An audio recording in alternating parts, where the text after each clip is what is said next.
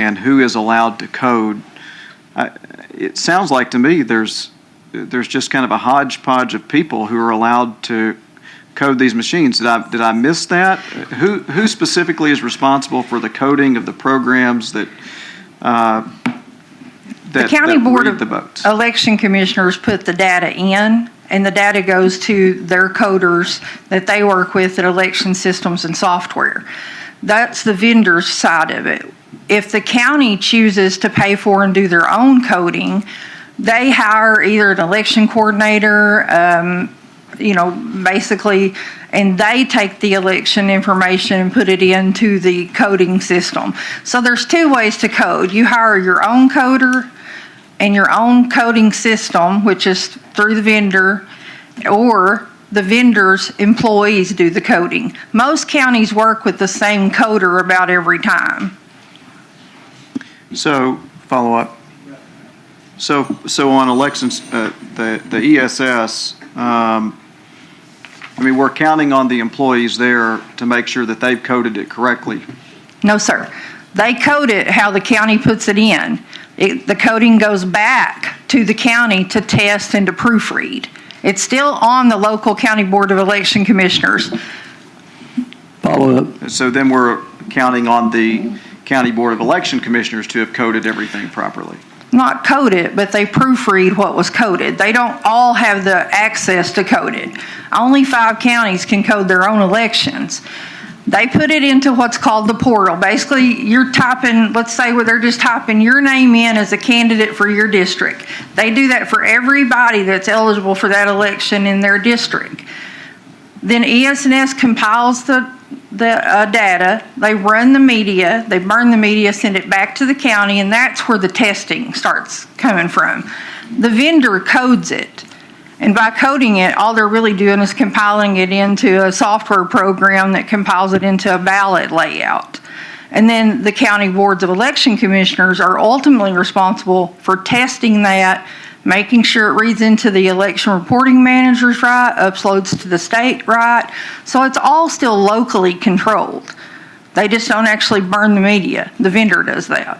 So you need another follow-up? I do. Yes, sir, you're recognized. Thank you, Mr. Chairman. So 5 counties do their own. The other, it sounds like, goes to election security, but is coded by the vendor and checked by the County Board of Election Commissioners. Yes. Okay. That's how it's always been done since 2005. Okay. And so the County Board of Election Commissioners does some kind of check, but, is there anything that would prohibit or some type of audit to make sure there wasn't some malicious code written by the vendor? The logic and accuracy test codes that. They get a test deck with a set amount of results, and they test that back to the tabulation and to the election night reporting. That's the part of the testing that's done ahead of the election. If I might add, Mr. Chairman, I want to make sure we're distinguishing 2 things. The coding that Director Bellamy is talking about is plugging in the names, the issues, and the races, not the coding of the computer itself. That underlying code is tested and certified by the Election Assistance Commission and reviewed, and the fundamental program, the source code, I know it's talked about. That's what's tested at the federal level, and that's what's certified as working correctly through logic and accuracy testing. The kind of coding that the counties do is simply plugging in the issues and races. Representative Crawford, you're recognized for a question. Thank you, Mr. Chair. So you brought up something that I have a question about. Who knows the codes that count the votes? Who has that information? Where does it come from? I'm not sure I understand your question, ma'am. Okay, we do coding, and I may not be saying it right, so you may have to help me here. You say that coding is done in the machines. Each machine has a code, right? The county has codes for that. Each ballot style has a code, and then each candidate has a code. That's how they know that it prints out the candidate's name. on the ballot, or if you're using the digital scan, you mark the oval by the candidate's name. Okay. And the testing catches that it counts right.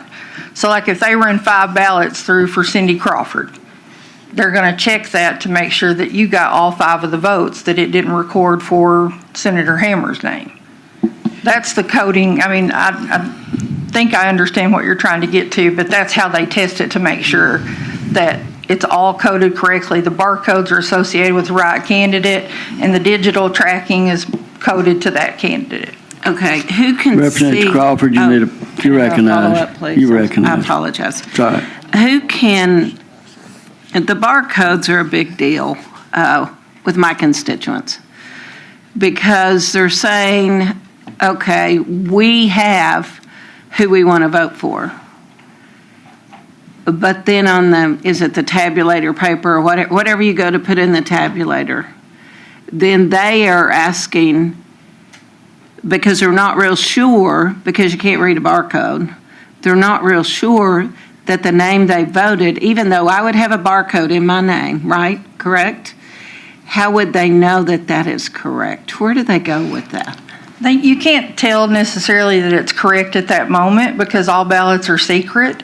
I think that over time that the testing that's been done, the audits that have been done, prove what they say that the barcode represents is correct. I don't read barcode either. I can look and see that my ballot says I've got Cindy Crawford, Senator Hammer, Daniel Schultz on it. You put that into the machine, and when you're testing, that's where they tell if it's working right and tabulating correctly. It's just like the audits that they do. It's come out exactly to what has been done on the hand count audits. That's the only source code, or not even necessarily source code, it's a barcode code that you're going to see is that it prints the name out. You're not going to be able to tell what that's linked back to. Mr. Chairman, may Daniel add on to that? I think he can put some clarity on it. Yes. Thank you. Well, and really just to reemphasize what Director Bellamy had said, I'm an attorney. I don't speak barcode or coding or any of that, but what I do know is I can tell if I read the English written on the ballot, because it is a paper ballot that we have, and then you compare that to the count the machine gave you coming off the barcode, and you see if it's the same. We're doing that. I think doing more of it is a good thing, but that's the fundamental way to Representative Crawford, that answer your question? Yes. Can I have one more follow-up? Yes, ma'am. Do you think